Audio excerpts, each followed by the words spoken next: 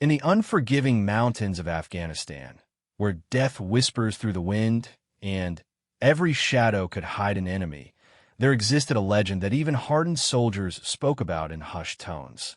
They called her the Ghost of Kandahar, a sniper so precise, so deadly, that insurgents would abandon entire operations just hearing rumors of her presence in the area.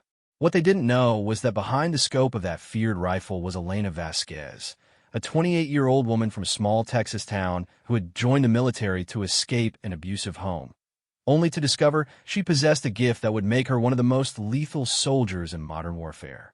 But on this particular morning, as Sergeant Mitchell handed her a jammed M107 Barrett rifle with frustrated disgust, neither of them realized they were about to uncover a secret that would change everything they thought they knew about courage, sacrifice, and the true cost of war.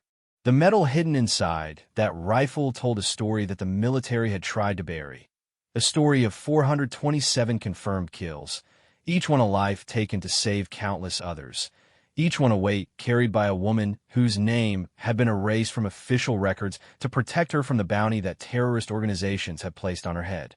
This is her story. This is the truth they didn't want you to know.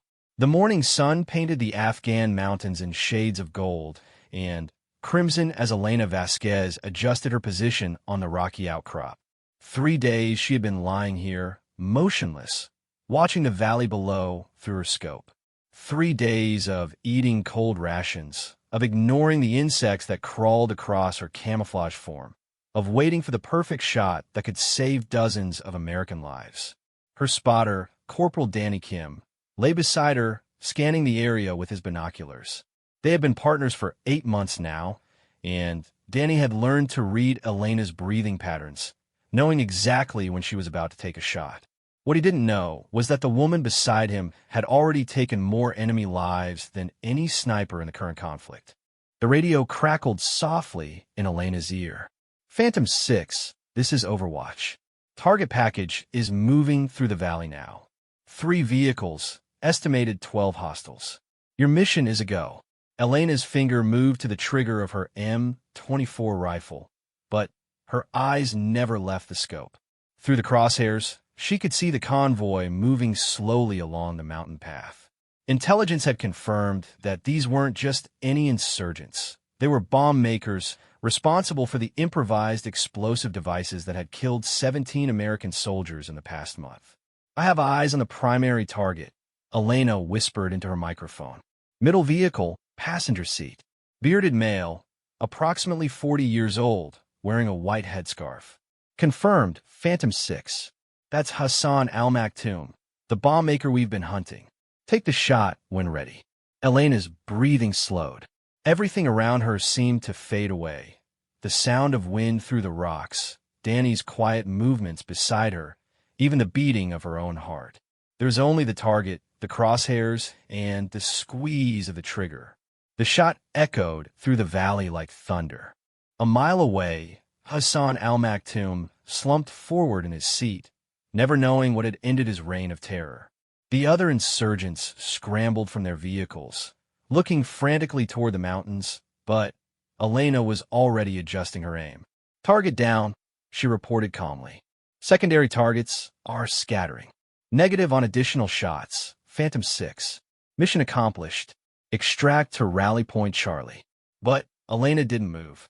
Through her scope, she could see something that made her blood run cold. One of the insurgents was dragging a small figure from the back of the truck.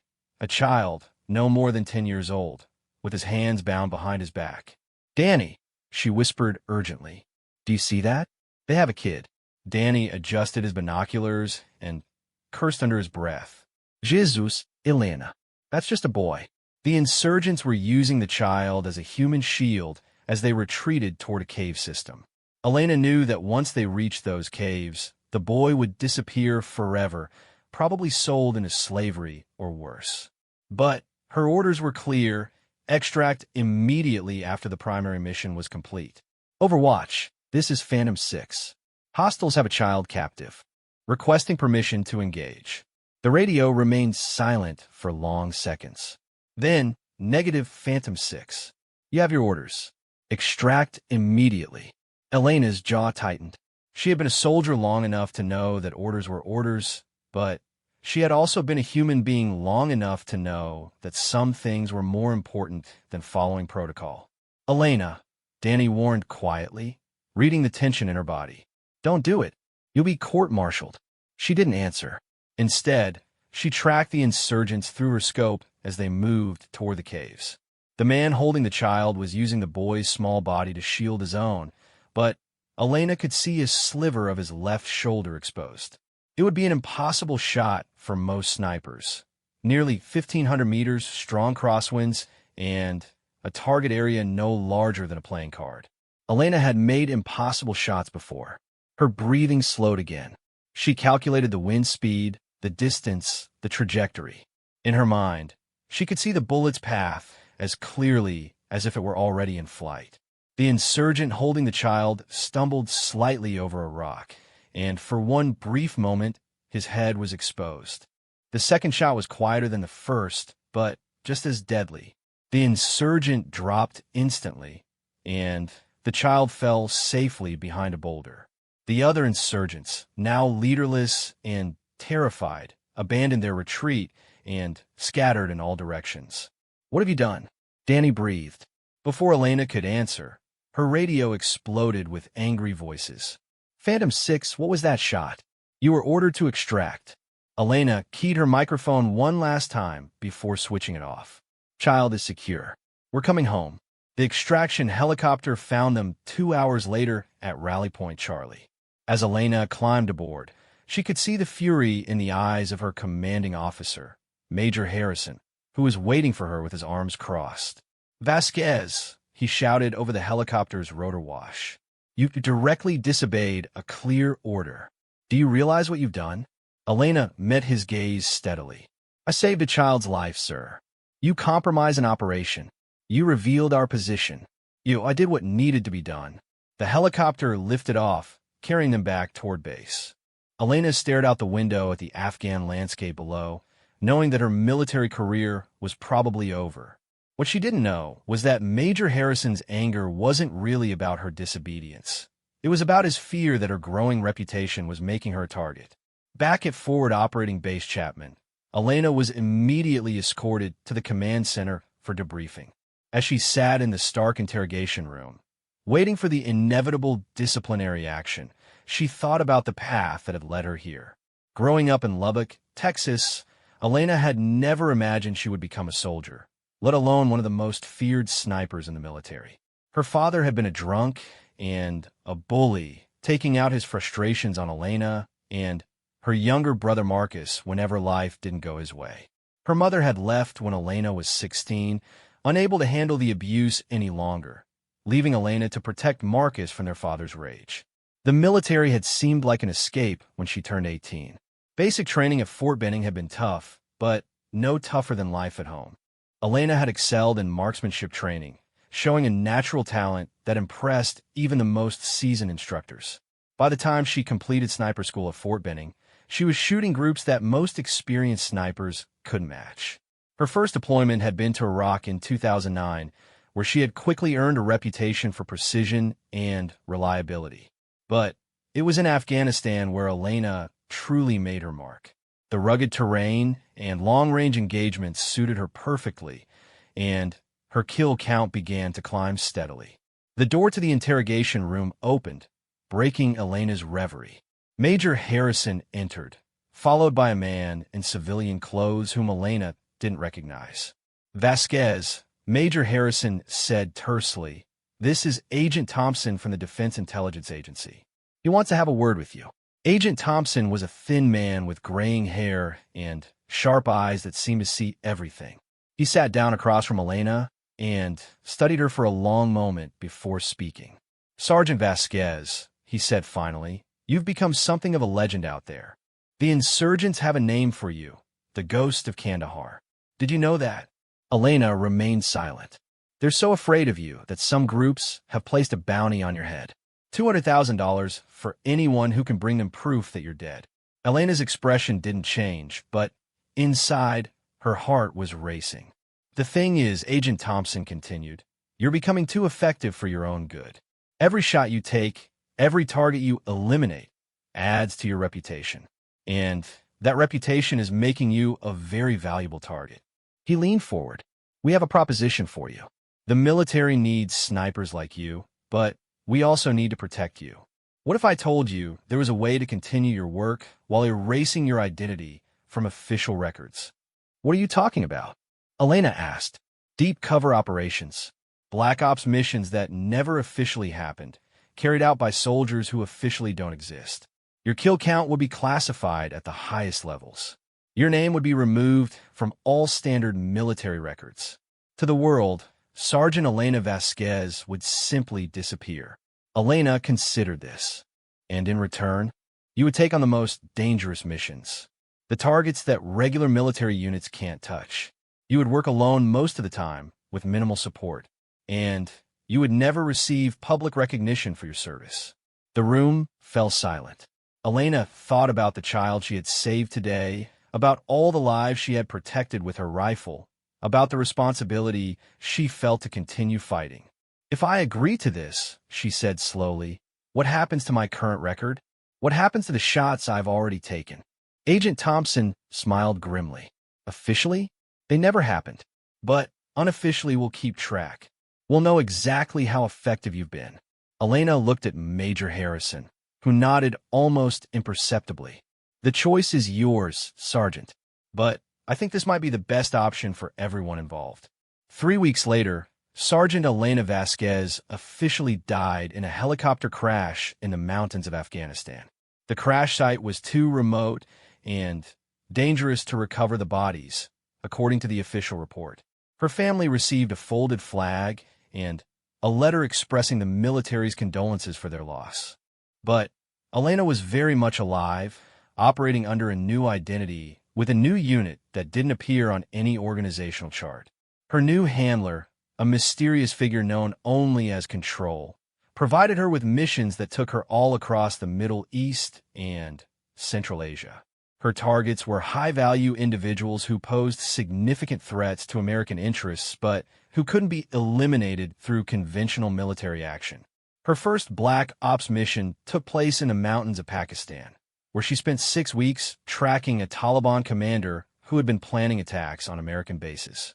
The shot she took from nearly 2 miles away was so clean that the Pakistani government blamed his death on rival tribal factions. Over the next 2 years, Elena's unofficial kill count climbed steadily. Each mission was more dangerous than the last, each target more heavily protected. But Elena's skills continued to improve, and her legend among insurgent groups grew even more frightening. She operated alone most of the time, relying on her training and instincts to survive in hostile territory.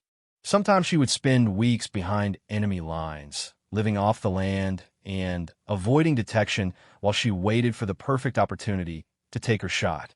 The isolation was the hardest part. Elena had always been a loner, but the complete separation from normal human contact began to wear on her. She couldn't call her family, couldn't maintain friendships, couldn't even use her real name. She was a ghost in the truest sense of the word. But she also knew that her work was making a difference. Intelligence reports showed that insurgent activities dropped significantly in areas where Elena had operated. The mere possibility of her presence was enough to make enemy commanders think twice about their plans. It was during her 15th Black Ops mission that Elena first encountered the rifle that would change everything. She had been deployed to Syria to eliminate a bomb maker who had been supplying explosives to terrorist cells across the region. The mission had gone smoothly, too smoothly, Elena thought afterward. And as she was preparing to extract, she discovered something unusual in the target's workshop.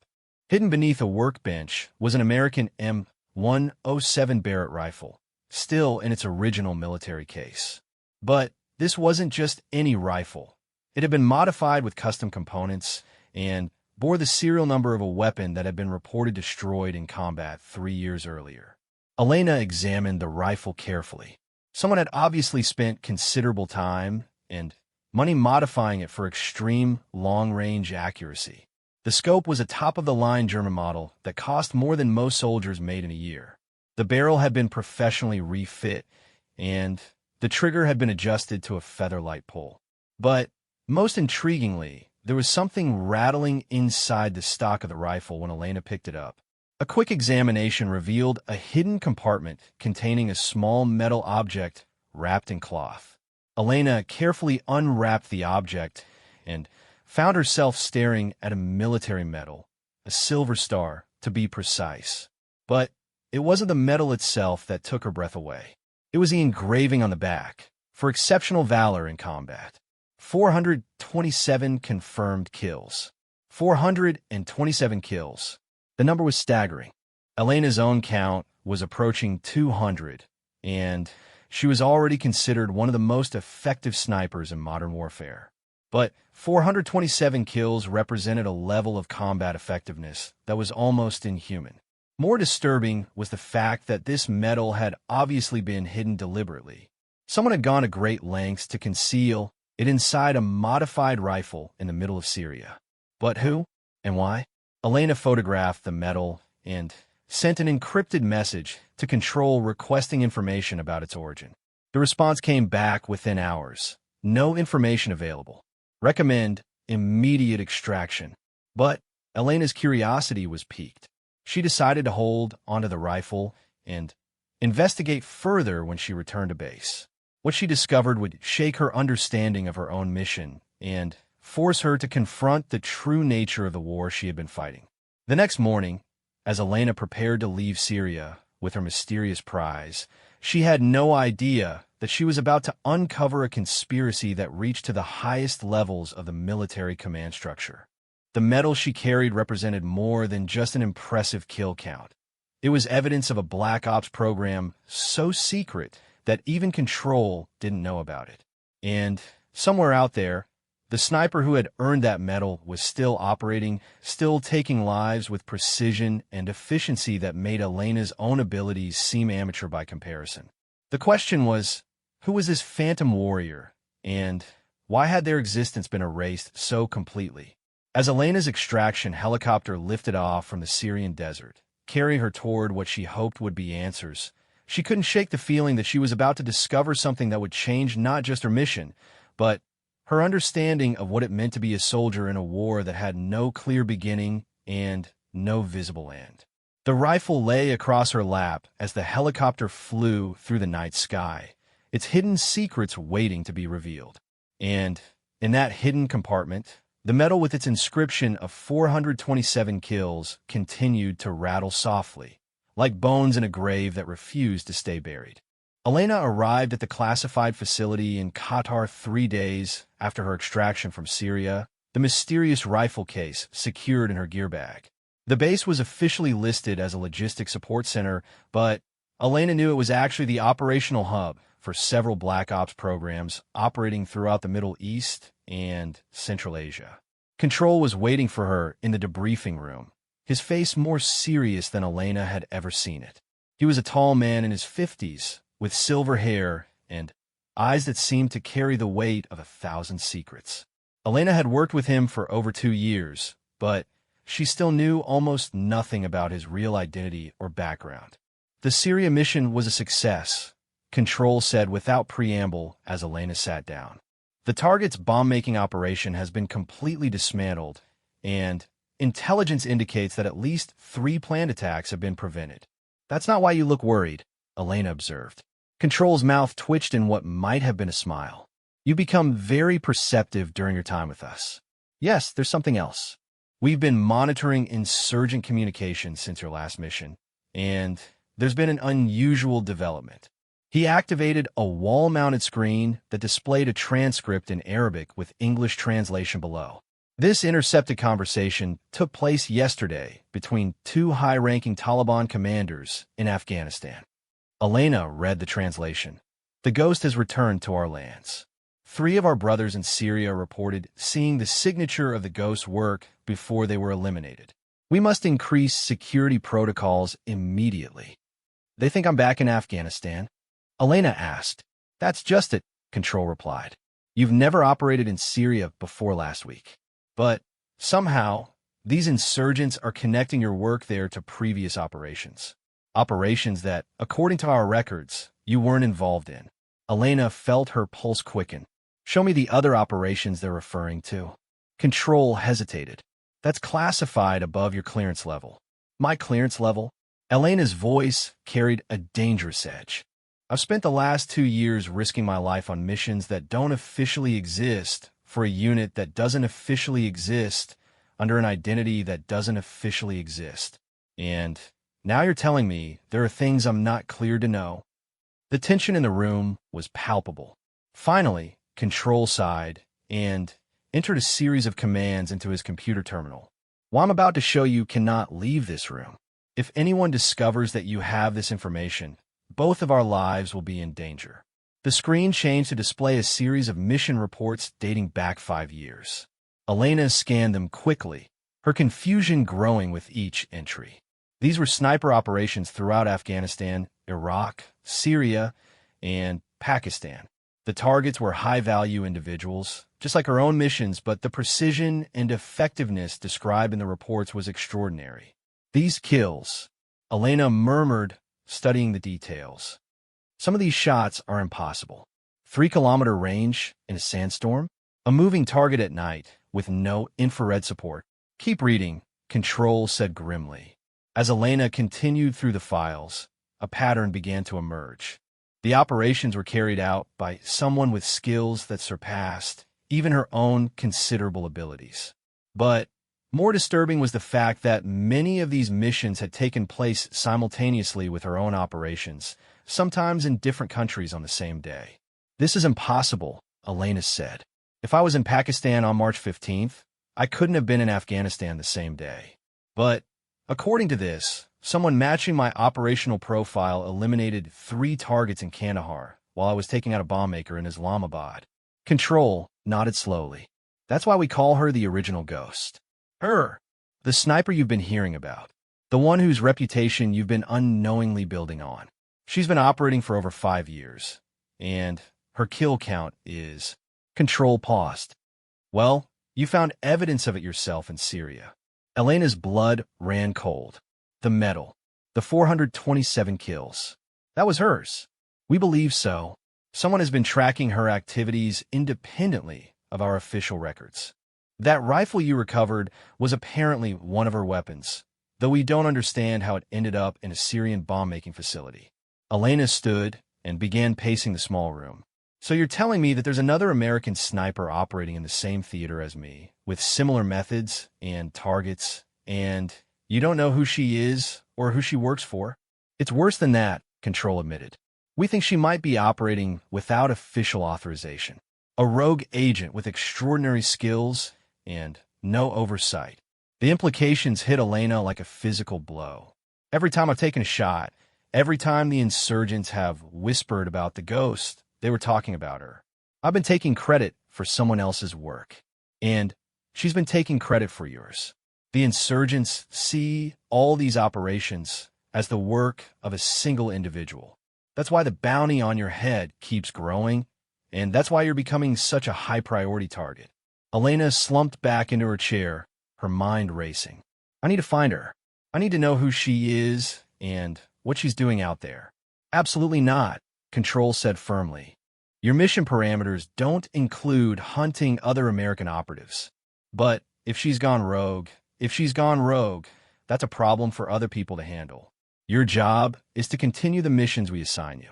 Elena stared at him for a long moment, then reached in her gear bag and pulled out the rifle case.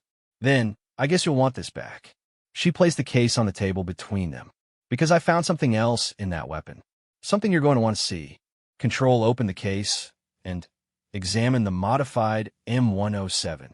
His hands moved expertly over the weapon, checking the serial numbers and modifications. When he found a hidden compartment in the stock, his face went pale. This shouldn't exist, he muttered. The metal. No, the compartment itself. This modification is classified technology. It's designed to hide sensitive equipment and weapons that might be captured by enemy forces. Only a handful of people have access to this technology. Elena felt a chill run down her spine. You're saying this rifle was modified by someone with high-level military access? I'm saying this rifle was modified by someone within our own organization. Someone with clearance levels that exceed even mine. The room fell silent except for the hum of the air conditioning system. Elena watched Control's face as he processed the implications of what they had discovered. There's something else, Elena said quietly. Something I didn't put in my mission report. Control looked up sharply. While I was in Syria, I had the feeling I was being watched. It was subtle, just a sense that someone was tracking my movements. I dismissed it as paranoia, but now you think it was her. The original ghost. I think she wanted me to find that rifle. I think she wanted me to find the metal. Control stood and walked to the window overlooking the base's main runway. A cargo plane was taking off, carrying supplies to American forces scattered across the region. Elena, he said without turning around, what I'm about to tell you is going to change everything about your mission here. Are you prepared for that? Elena nodded, though he couldn't see her. 6 months ago, we began receiving intelligence reports about a sniper operating in our theater with capabilities that exceeded any known American or Allied operative. The precision of the kills, the choice of targets, the operational methods, everything suggested someone with training identical to yours. He turned back to face her. At first, we thought it was you. We thought you were operating outside your assigned missions, taking unauthorized shots during your downtime. Elena's jaw dropped. You suspected me of going rogue? For about 2 weeks. Then, you were assigned to that mission in Pakistan, the one where you spent 4 days under surveillance by our own forces. While you were being watched constantly, the mystery sniper eliminated 2 high-value targets in Afghanistan and 1 in Iraq. It became clear that we were dealing with someone else entirely. Elena felt a mixture of anger and relief. So you had me under surveillance without telling me. Standard protocol when dealing with possible rogue operatives. But once we ruled you out, we started looking at other possibilities. Control returned to his seat and pulled up another file on the computer. What we discovered was disturbing. There have been black ops, sniper programs operating in this theater for over a decade. Programs that were classified so far above my level that I only learned about them by accident. The screen displayed organizational charts and budget allocations that made Elena's head spin. The numbers were staggering. Billions of dollars allocated to programs with innocuous names like Desert Research Initiative and Mountain Logistics Support. These programs were designed to place highly skilled operatives in long-term deep cover situations. The operatives would be given new identities, extensive plastic surgery if necessary, and enough financial support to maintain their cover for years at a time. Elena studied the charts. What was the purpose? What were they supposed to accomplish? Initially, it was strategic intelligence gathering. These operatives would integrate into local populations, build networks of contacts, and provide information about enemy movements and plans. Initially, after September 11th, the mission parameters expanded significantly. The operatives were given authorization to eliminate high-value targets that couldn't be reached through conventional military action. Elena was beginning to understand. You think the original ghost is one of these long-term operatives? I think she's more than that. I think she's the most successful operative in the program's history, and I think something has gone seriously wrong with her mission.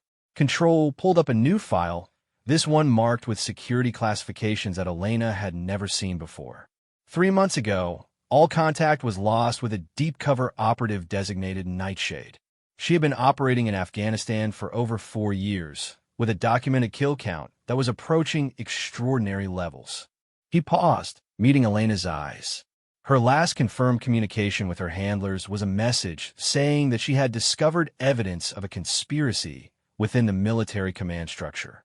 She claimed that some of the targets she had been assigned to eliminate were actually American allies, and that someone was using the Black Ops programs to settle personal vendettas or eliminate political rivals. Elena felt the pieces of the puzzle beginning to fall into place. She went off the grid because she discovered she was being used. That's our working theory. But here's where it gets complicated. Since she disappeared from official contact, the kill count attributed to the Ghost of Kandahar has actually increased. She's still operating, but now she's choosing her own targets. Elena thought about the metal she had found about the 427 confirmed kills engraved on its surface. And you think she's keeping her own record of her activities. I think she's building evidence. Every kill she makes, every target she eliminates, adds to her documentation of what's really happening in this war. Control leaned forward intently. Elena, I believe that rifle and metal were left for you deliberately. I think Nightshade is trying to make contact, and I think she has information that could expose the entire conspiracy she discovered. Elena felt her world shifting beneath her feet. Everything she thought she knew about her mission, about the war they were fighting, was suddenly in question. "What do you want me to do?" she asked. Control was quiet for a long moment, clearly wrestling with a decision that could end both their careers. "Officially, I want you to forget this conversation ever happened.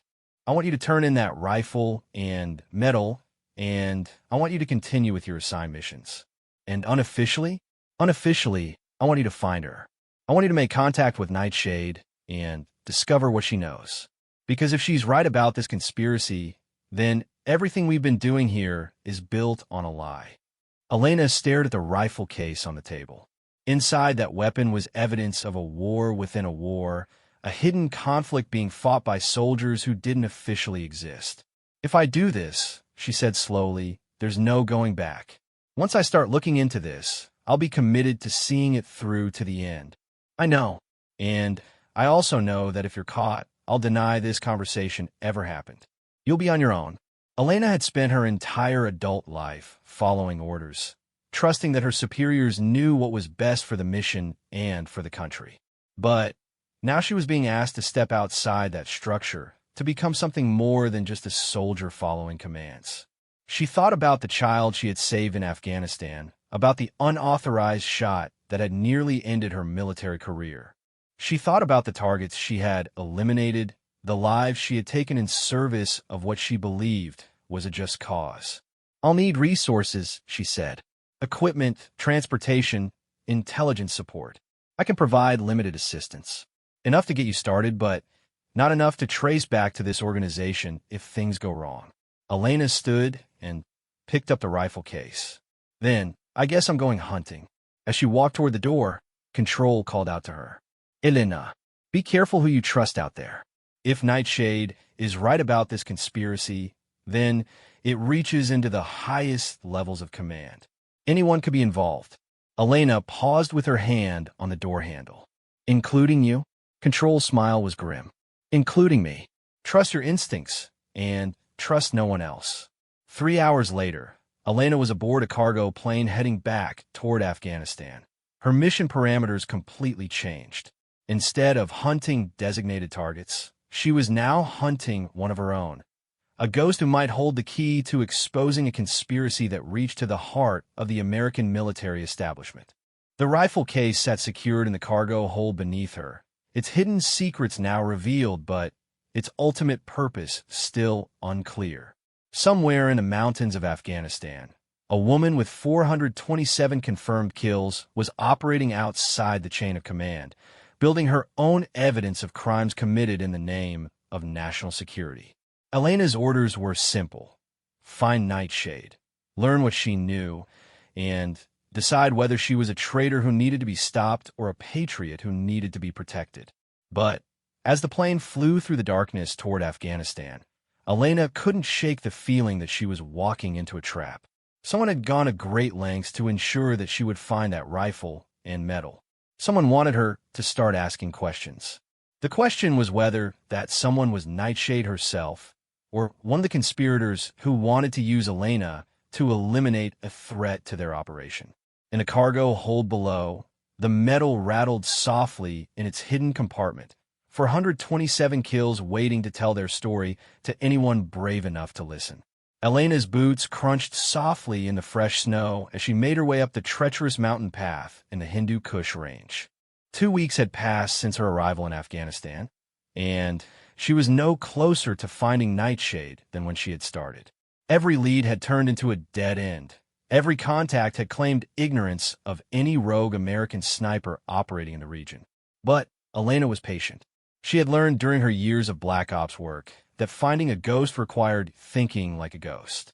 She had studied the pattern of kills attributed to the original ghost, mapping them geographically and temporally, looking for any clue that might reveal where Nightshade might surface next.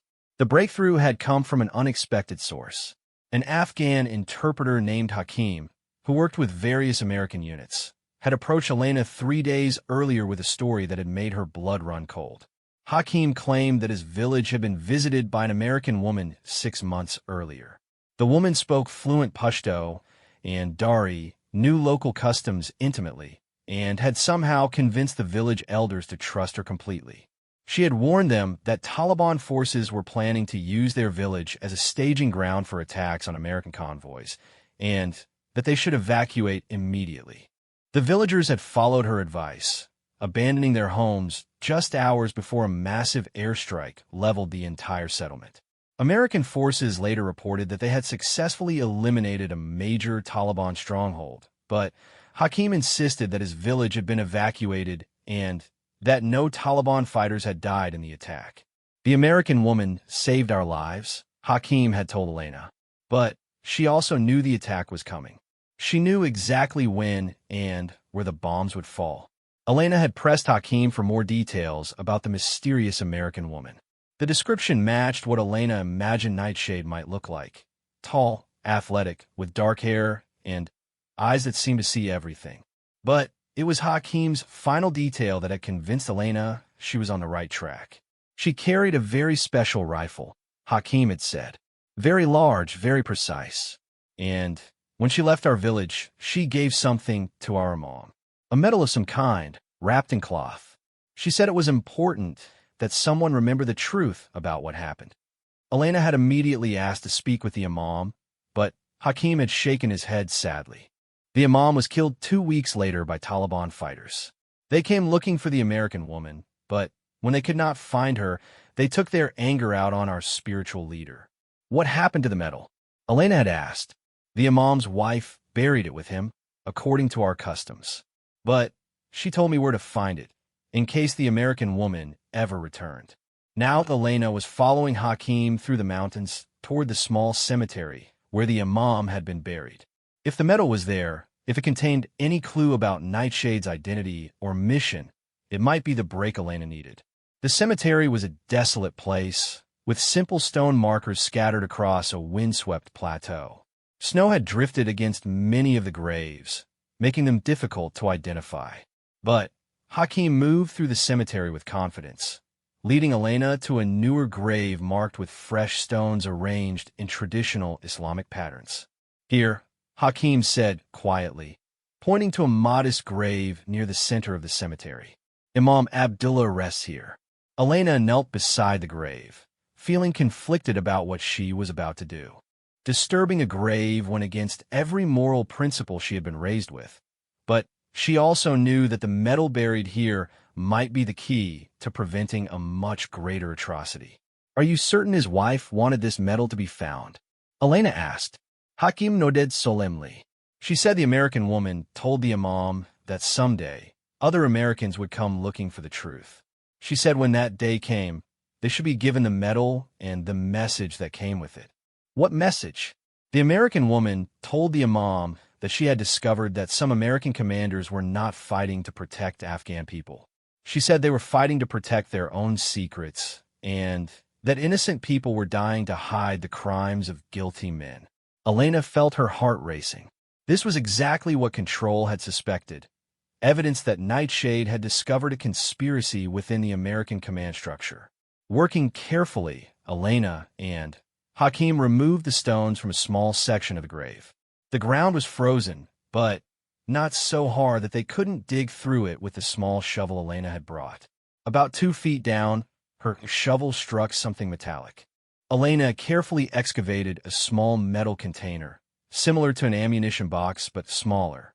Inside, wrapped in oilcloth, was another military medal, this one a bronze star with valid device.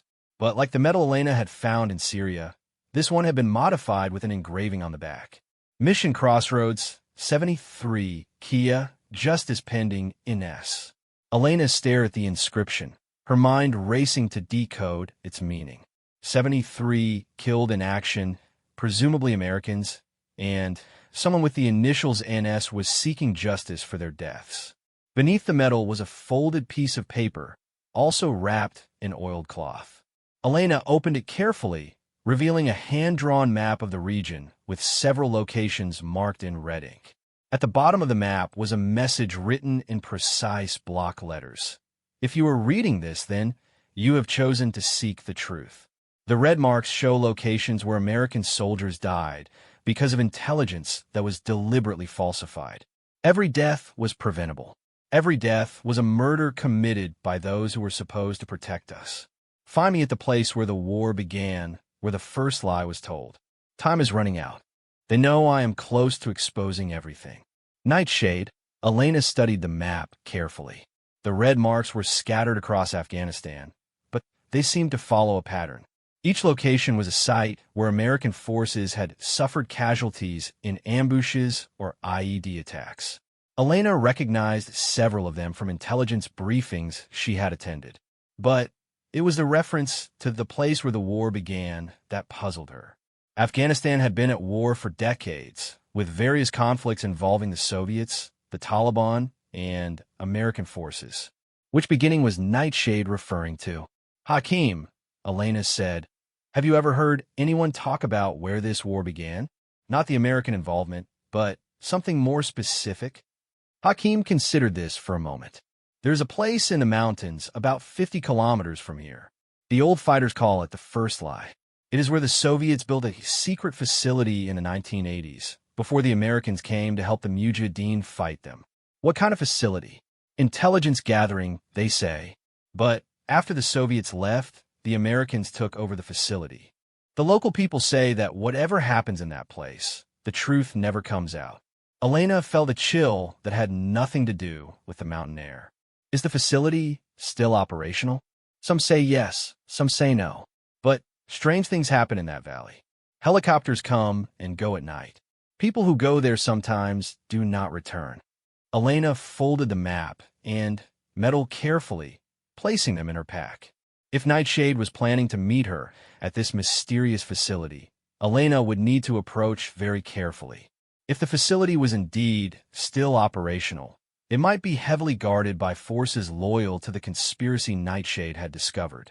Hakim, Elena said, I need you to go back to your village and forget that you ever spoke with me. If anyone asks about the American woman or the grave, you know nothing. Hakim nodded gratefully. Understand. But please, if you find this woman, tell her that the people of my village remember her kindness. Tell her that we pray for her safety. Elena watched Hakim disappear down the mountain path before turning her attention to planning her next move. The facility he had described was a 2-day hike through some of the most dangerous terrain in Afghanistan. She would need to travel light, avoid all established trails, and somehow approach an unknown installation without triggering whatever security systems might be in place. But first, she needed to send a message to Control, informing him of what she had discovered. Using a satellite communicator hidden in her pack, Elena composed a brief, encrypted message, found evidence of NS activities. 73 American Kia, possibly linked to conspiracy. Moving to investigate facility coordinates attached. If I don't report in 72 hours, assume worst. She hesitated before sending the message. Once Control received this information, there would be no backing out. Either Elena would find Nightshade and uncover the truth about the conspiracy, or she would disappear into the Afghan mountains like so many others before her. Elena pressed the send button and watched the message transmit to the satellite overhead. Within hours, Control would know exactly where she was going and why. Whether he would send backup or warn her off would depend on how deeply he was committed to uncovering the truth. As Elena began her descent from the cemetery toward the valley below, she noticed movement on a distant ridge. Someone was watching her through binoculars. For a moment, Elena considered taking cover and observing the watcher, but then she realized that this might be exactly what Nightshade wanted, confirmation that Elena was following the trail she had left. Elena raised her hand in a brief wave toward the distant figure, then continued down the mountain path. If Nightshade was indeed watching her, then Elena was walking into a meeting that would determine the fate of both women and potentially expose or bury the conspiracy they had stumbled upon. The hike to the mysterious facility took Elena through some of the most beautiful and dangerous terrain she had ever encountered. The Hindu Kush mountains rose around her like the spine of some ancient dragon, their peaks disappearing into clouds that promised more snow. Elena moved carefully, avoiding main trails and staying within tree lines whenever possible. She had no idea who else might be moving through these mountains, but she knew that American forces weren't the only ones with an interest in secret facilities and rogue operatives. On the second day of her journey, Elena began to notice signs that she was approaching something significant. The occasional helicopter sound from the north became more frequent. She found evidence of vehicle tracks on remote mountain paths where no roads should exist. Most disturbing of all, she discovered the remains of a small camp that had been hastily abandoned, complete with American MRE packages and ammunition containers. Someone had been conducting surveillance operations in this area recently. Whether they were watching the facility or watching for people like Elena remained unclear. As afternoon faded into evening, Elena reached a vantage point overlooking the valley that Hakim had described. What she saw there made her question everything she thought she knew about American operations in Afghanistan. The facility was much larger than she had expected. Hidden beneath camouflage netting and built into the natural rock formations of the valley floor, it appeared to be a significant installation with multiple buildings, vehicle parks, and what looked like a sophisticated communications array. But what made Elena's blood run cold was the fact that the facility was flying no flags, displayed no national markings, and showed no signs of the normal security protocols that surrounded official American installations. This was a black site, operating completely outside normal military channels. Using her scope, Elena could see personnel moving around the facility, but at this distance, she couldn't determine their nationality or affiliation. The equipment and vehicles looked American, but that didn't mean much in a region where weapons and gear changed hands regularly. As Elena watched, a helicopter approached from the south and landed on a pad near the main building. Several figures disembarked, but again, Elena was too far away to make out any details. She was about to reposition for a better view when she felt the cold touch of a rifle barrel against the back of her neck. "Don't move," a woman's voice said quietly. "And definitely don't reach for your weapon." Elena's heart hammered in her chest, but she forced herself to remain perfectly still. "Nightshade, that's not my name anymore, but I suppose it will do for now." The rifle barrel withdrew, and Elena slowly turned around to face the woman who had become a legend among insurgent fighters throughout the Middle East. What she saw surprised her. Nightshade looked like she could be Elena's sister. Similar height, similar build, similar features. But her eyes held a weariness that spoke of years spent in isolation and constant danger. She was dressed in local clothing, with her hair covered by a traditional Afghan headscarf, and she moved with the fluid grace of someone completely comfortable in hostile territory. "You found my messages," Nightshade said. "It wasn't a question. I found your breadcrumbs. The rifle in Syria, the medal in the grave." Very elaborate way to arrange a meeting. Nightshade smiled grimly.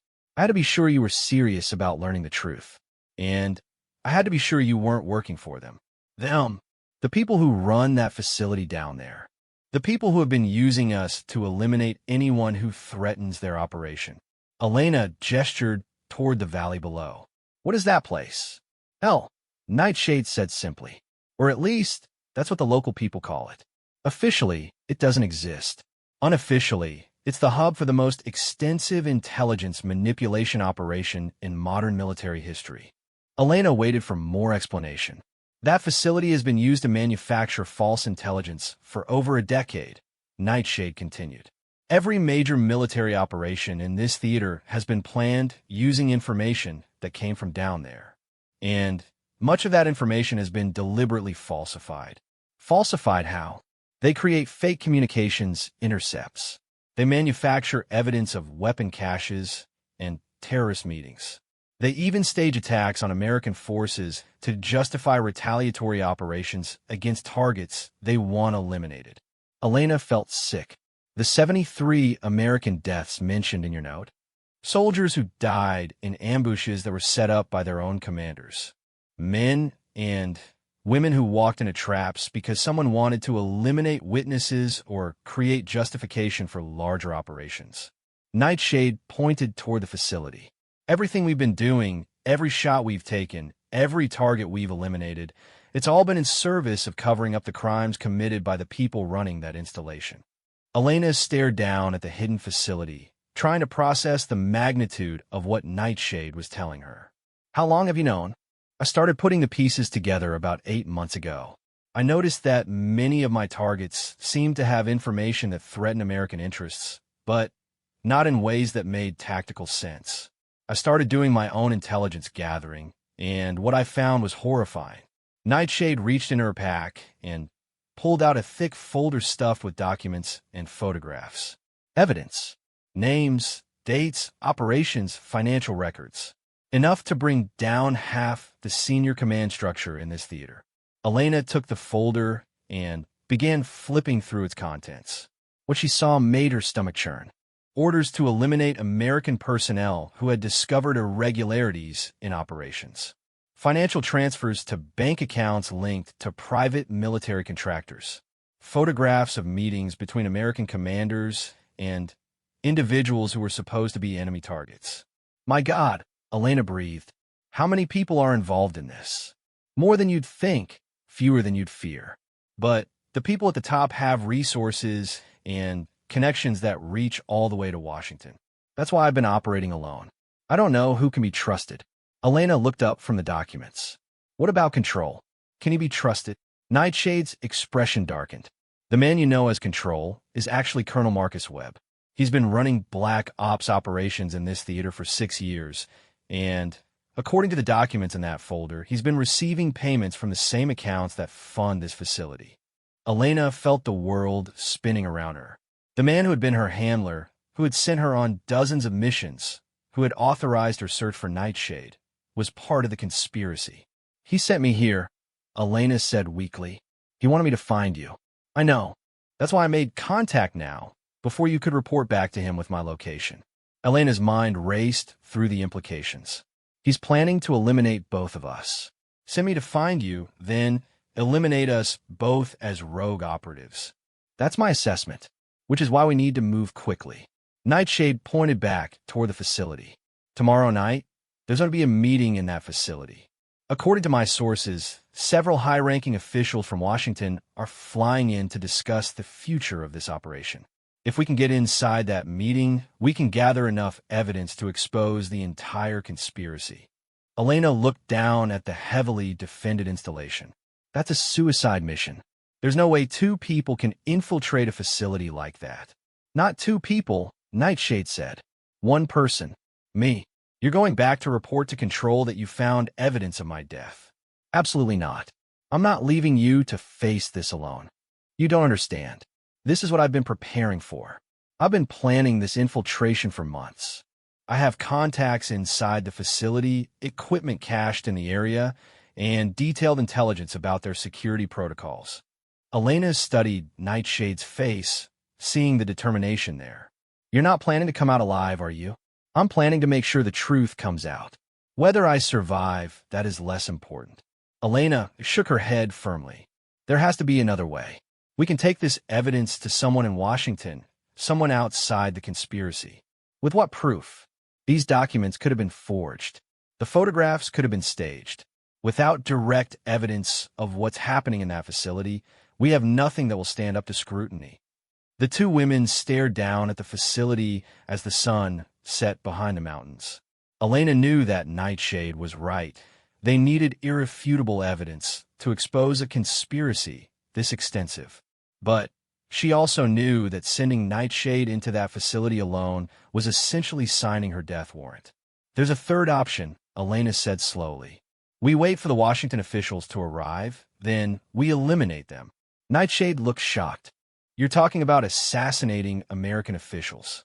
I'm talking about stopping a criminal conspiracy that has already cost dozens of American lives. These people are traitors, regardless of what uniforms they wear. Nightshade considered this. It would certainly send a message, but it would also make us targets for the rest of our lives. Elena thought about her brother Marcus back in Texas, about the life she had left behind when she joined the military, about all the innocent people who had died because of the conspiracy they had uncovered. Some things are more important than our own survival, Elena said.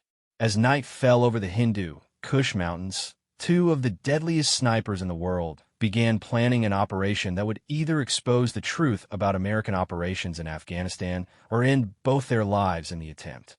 The pre-dawn darkness hung heavy over the Hindu Kush Mountains as Elena and Nightshade made their final preparations for what they both knew could be a one-way mission.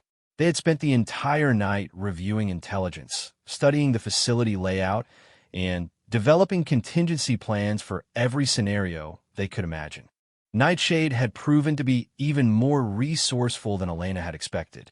Over the past 8 months of operating alone, she had established a network of local contacts, cached weapons, and equipment throughout the region, and conducted detailed surveillance of the Black Site facility. Her preparation was meticulous, almost obsessive. The Washington delegation arrives at 0800, Nightshade said, checking her watch. 4 officials, according to my source, inside the facility.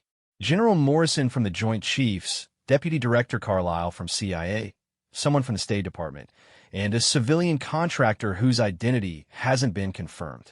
Elena adjusted the scope on her rifle, a modified M24 that Nightshade had provided from one of her equipment caches.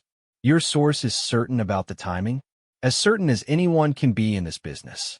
Ahmad has been working as a maintenance technician in the facility for 6 months. His son was killed by a Taliban bomb that was actually placed by American forces to justify a retaliatory strike. He has his own reasons for wanting this conspiracy exposed. Elena studied the facility through her scope. In the growing light, she could see increased activity around the helicopter landing pad. Additional security personnel were taking positions on the perimeter, and several buildings showed signs of unusual activity. They're definitely expecting someone important, Elena observed. Nightshade nodded. The question is whether we can get close enough to gather the evidence we need without getting ourselves killed in the process. Elena had been thinking about this problem all night. What if we don't try to infiltrate the facility at all? What if we force them to come to us? Explain. Elena pointed to a narrow valley about 2 kilometers south of the facility. That's the only approach route for helicopters coming from Kabul. If we position ourselves on a ridge overlooking that valley, we can intercept the delegation before they reach the facility. Nightshade considered this. We'd be completely exposed up there. No cover, no escape route if things go wrong. But we'd also have the high ground and clear fields of fire. We could eliminate the entire delegation before their security detail could respond effectively. And then we'd have every American unit in Afghanistan hunting us. We'd be branded as terrorists. Elena med Nightshade's. We're already branded as rogue operatives. The difference is whether we die for nothing or die for something that might actually matter. Nightshade was quiet for a long moment, studying the terrain through her own scope. Finally, she sighed. You're right. If we're going to do this, we need to make it count. Elena felt a mixture of relief and terror. They were really going to attempt to assassinate high-ranking American officials. 6 months ago, she would have considered such an action unthinkable. Now, after everything she had learned about the conspiracy, it seemed like the only moral option available. Ahmad is supposed to signal us when the delegation's helicopter departs Kabul, Nightshade continued. That will give us about 90 minutes to get into position. Elena began breaking down her equipment, preparing for the move to their ambush position. What happens after we take the shots? How do we get out? We don't, Nightshade said simply. At least not together. I have an extraction plan, but it only works for one person. Elena looked up sharply. You planned this as a solo mission from the beginning. I planned this as a mission where the objective matters more than the operators. If one of us survives to tell this story, that's a victory. Elena, shook her head. We go in together, we come out together. Elena, listen to me. You have a life to go back to, a family, a future. I've been dead to the world for 8 months already. If someone has to pay the price for exposing this conspiracy, it should be me. Absolutely not. We're partners now, whether you like it or not. The argument was interrupted by a soft beeping from a communication device in Nightshade's pack. She pulled out a small receiver and read the message displayed on its screen. Ahmad, she said, the delegation left Kabul 15 minutes ago. We need to move now. Elena grabbed her rifle and pack, following Nightshade as she began moving swiftly up the mountainside toward their chosen ambush position. The climb was steep and treacherous, made more difficult by the need to move quickly while carrying heavy equipment. As they climbed, Elena found herself studying Nightshade's movements, the way she navigated the terrain with absolute confidence, the way she seemed to anticipate every obstacle before encountering it. This was a woman who had spent years in these mountains, who had learned to survive in a hostile environment through careful preparation and flawless execution. How many missions have you completed since you went dark? Elena asked during a brief rest. 43 eliminations of legitimate targets. People who were actually threats to American security. And how many were you ordered to eliminate who turned out to be innocent? Nightshade's face darkened. 17. 17 people who died because I trusted the intelligence I was given. 17 murders that I have to live with for the rest of my life. Elena understood now why Nightshade was willing to sacrifice everything to expose the conspiracy. The guilt and anger of having been used as an instrument of murder was driving her toward this desperate action. They reached the ridge overlooking the approach valley just as the morning sun began to illuminate the surrounding peaks. The position was perfect for an ambush, elevated with clear sight lines and far enough from the facility to avoid immediate retaliation. Elena began setting up her rifle while Nightshade established a spotting position with her scope and range-finding equipment. The precision required for this mission was extraordinary. They would need to disable a moving helicopter at a range of over 1,200 meters, then potentially engage ground targets if any of the delegation survived the crash. Helicopter should be visible in 20 minutes, Nightshade reported. UH-60 Black Hawk, probably with escort aircraft. Elena completed her rifle setup and began calculating wind speed and direction. The morning air was relatively calm, but even a slight breeze could affect the trajectory of their shots at this range. Nightshade, Elena said, before this goes down, I need to know something. What's her real name? Sarah Mitchell. Captain Sarah Mitchell, formerly of the 82nd Airborne Division. Elena felt a shock of recognition. Mitchell, your father, was General Robert Mitchell, commander of Special Operations Forces in Afghanistan until his death in a helicopter crash last year. The pieces suddenly fell into place for Elena. Your father discovered the conspiracy. That's why you started investigating. He was murdered, Sarah said flatly. Shot down by people he trusted because he was getting too close to the truth about this operation. Elena understood now why Sarah was so committed to this mission. This wasn't just about exposing a conspiracy. It was about avenging her father's death. I'm sorry, Elena said. I didn't know. No one knew. His death was classified as an accident, and anyone who asked questions about it was transferred or relieved of duty. A sound in the distance caught their attention. Elena raised her scope and scanned the southern horizon until she spotted a small black dot approaching from the direction of Kabul. Contact, she reported. Single helicopter bearing south-southeast, range approximately 8 kilometers. Sarah adjusted her spotting scope and confirmed the sighting. That's our target. UH-60 Black Hawk, no visible escort aircraft. Elena felt her heart rate increasing as the helicopter grew larger in her scope. In a few minutes, she would be taking shots at American officials. The magnitude of what they were about to do was overwhelming, but she forced herself to focus on the technical aspects of the mission. Range 6 kilometers and closing, Sarah reported. Wind is calm, visibility is excellent. Elena began controlling her breathing settling into the mental state she had learned during years of sniper training. Everything else faded away except the target, the crosshairs, and the gentle squeeze of the trigger. Range 4 kilometers. The helicopter is following the expected flight path. Elena could now see the Black Hawk clearly through her scope. It was flying at medium altitude, following the valley floor toward the hidden facility. The pilot was probably confident that this was friendly territory, with no threats to worry about. Range 2 kilometers. Prepare to engage. Elena's finger moved to the trigger. At this range, she would need to lead the target significantly, timing her shot to intercept the helicopter's flight path. Range 1,500 meters. Target is in the kill zone. Elena began to squeeze the trigger, then suddenly stopped. Something was wrong.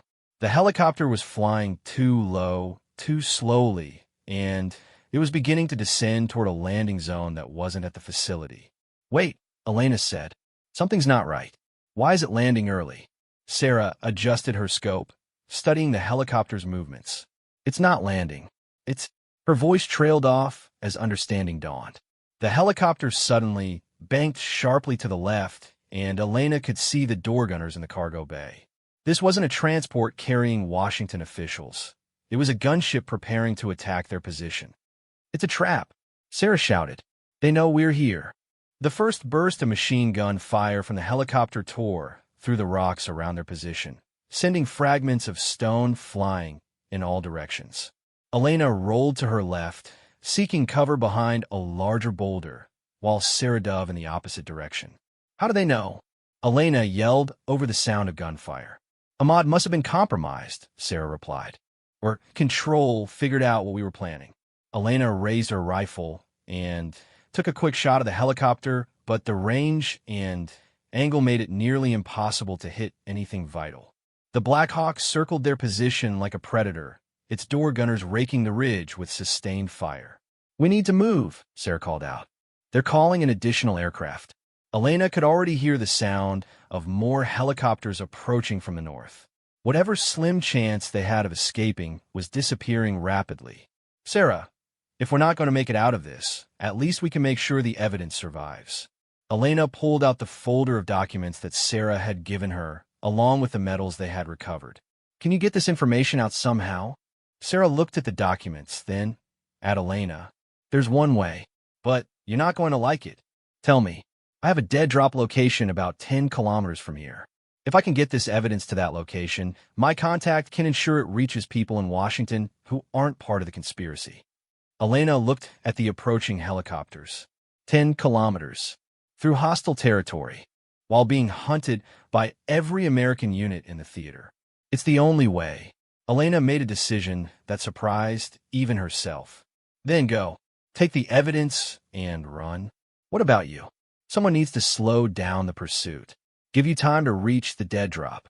Sarah stared at Elena for a moment, then nodded grimly. It's been an honor serving with you, Elena. The honor was mine, Captain Mitchell. Sarah gathered the documents and began moving down the reverse slope of the ridge, using the terrain to mask her movement from the circling helicopters. Elena watched her disappear into a ravine, then turned back to face the approaching aircraft. Elena had enough ammunition for perhaps 2 magazines of sustained fire. Against multiple helicopters and the ground forces that were undoubtedly being deployed, she might last 10 minutes. But if those 10 minutes gave Sarah the head start she needed to reach the dead drop, it would be enough. Elena selected her targets carefully, focusing on the lead helicopter that was preparing to land troops on the ridge. Her first shot punched through the pilot's window, causing the aircraft to lurch sideways and lose altitude. The helicopter managed to land hard but safely in the valley below, disgorging a squad of soldiers who immediately began moving toward Elena's position. The second helicopter maintained its distance, circling while its door gunners continued to spray Elena's position with machine gun fire. Elena knew she couldn't hit the aircraft from this angle, but she could make life very difficult for the ground forces advancing toward her. Elena's second shot caught one of the advancing soldiers' center mass, dropping him instantly. The others dove for cover, but the rocky terrain offered limited protection. Elena's third and fourth shots found their marks, forcing the remaining soldiers to retreat to more defensible positions. But more helicopters were arriving every minute, and Elena could see additional ground forces being deployed at the base of the ridge. She was effectively surrounded, with no possibility of escape. Elena's radio crackled to life. "Elena Vasquez, this is Colonel Webb. I know you can hear me." Elena recognized Control's voice, though she had never heard him use her real name before. "Hello, Marcus. Nice trap you set for us. You've caused a considerable amount of trouble, Elena, but this doesn't have to end badly for you. Surrender now, and we can work something out." Elena laughed bitterly. "Work something out? Like you worked something out for Sarah's father." There was silence on the radio for several seconds. Then, Captain Mitchell was a good soldier who got involved in things he didn't understand. "Don't make the same mistake. The only mistake I made was trusting you." Elena fired another shot, forcing the advancing soldiers to take cover again. She could see them coordinating their movement, preparing for a final assault on her position. "Elena, you're outnumbered and outgunned. You have no escape route and limited ammunition. Be reasonable." Reasonable went out the window when you started murdering American soldiers to cover up your crimes. Elena's radio fell silent. She knew that the talking phase of this encounter was over. The next communication would be in the form of overwhelming firepower designed to eliminate her as quickly as possible. Elena used the brief lull in enemy fire to check her ammunition. One full magazine remaining, plus the partial magazine in her rifle. Perhaps 30 rounds total. Against the forces arrayed against her, it wasn't much, but it would have to be enough. Elena thought about Sarah, hopefully making her way toward the dead drop with the evidence that could expose the conspiracy. She thought about her brother Marcus back in Texas, who would probably never know why his sister had died on a mountain ridge in Afghanistan. She thought about all the soldiers who had died because of the lies and manipulation of the people she was fighting. The final assault began with a coordinated helicopter attack. 3 aircraft approached Elena's position simultaneously, their door gunners laying down suppressing fire while soldiers advanced from multiple directions. Elena made every shot count. Her 5th shot dropped another soldier. Her 6th disabled one of the helicopter's engines, forcing it to make an emergency landing. Her 7th and 8 shots found their marks among the advancing ground forces. But there were too many of them. For every soldier Elena eliminated, 2 more took his place. The circle of attackers grew tighter with each passing minute. Elena's last shot came as soldiers reached the base of her rocky position. She had saved 1 round for herself, unwilling to be taken alive to face interrogation and torture at the hands of the conspiracy she had fought to expose. But as Elena raised her rifle to her own head, she heard something that made her pause. In the distance, the sound of explosions echoed across the valley. Looking toward the hidden facility, Elena could see smoke rising from several buildings. Someone was attacking the black site. Elena's radio crackled one last time. "Elena, this is Sarah. Package delivered. The cavalry is coming." Elena smiled as the soldiers reached her position. Sarah had made it to the dead drop, and whatever contacts she had, they were already taking action against the conspiracy. Elena's sacrifice had bought the time needed for the truth to begin coming out. As the soldiers surrounded her position, Elena dropped her rifle and raised her hands. She had done everything she could. Now it was up to others to finish what she and Sarah had started. The last thing Elena saw before being overwhelmed by enemy soldiers was another wave of helicopters approaching from the east. But these aircraft bore different markings. They belonged to units that weren't part of the conspiracy, forces that had apparently received Sarah's evidence, and were now moving to shut down the illegal operation. The battle for the truth was just beginning. 6 months after the confrontation in the Hindu Kush Mountains, Elena sat in a small cafe in Arlington, Virginia, watching the evening news on the television mounted above the bar. The anchor was reporting on the conclusion of what had become known as the Afghanistan Papers investigation, the largest military corruption scandal in modern American history. Elena's left shoulder still ached where the bullet had torn through muscle and bone during her capture. The soldiers who had arrested her had been far from gentle, but they had kept her alive long enough for the truth to emerge. What happened in the weeks following her capture had changed everything about American military operations in the Middle East. Sarah's dead drop had contained more than just the documents they had gathered. Hidden in a cave system known only to her and a handful of Afghan contacts, Sarah had built an extensive archive of evidence documenting the conspiracy. Financial records, communication intercepts, photographs, video recordings, everything needed to prove that a group of high-ranking military and intelligence officials had been conducting unauthorized operations for their own benefit. The evidence had been delivered to Senator Patricia Williams, the ranking member of the Senate Armed Services Committee and one of the few people in Washington who was above suspicion. Senator Williams had immediately launched a classified investigation that had ultimately led to the exposure of what investigators called the most extensive criminal enterprise in military history. Elena sipped her coffee and listened as the news anchor rattled off the final statistics.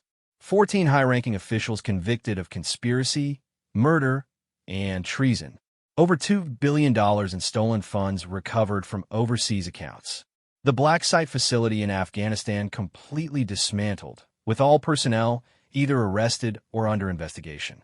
But for Elena, the most important statistic was one that the news anchor didn't mention. 427 confirmed kills, the number engraved on the medal that had started this entire investigation.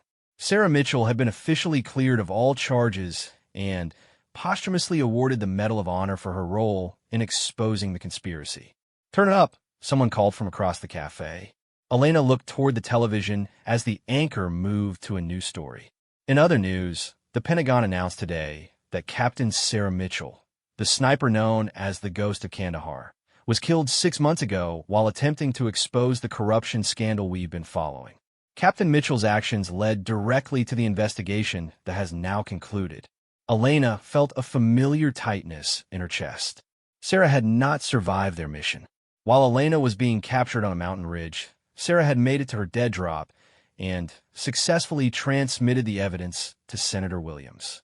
But her extraction plan had failed, and she had been killed 3 days later in a firefight with forces loyal to the conspiracy. The official story was that Captain Sarah Mitchell had died a hero, exposing corruption and saving countless lives. The unofficial story, known only to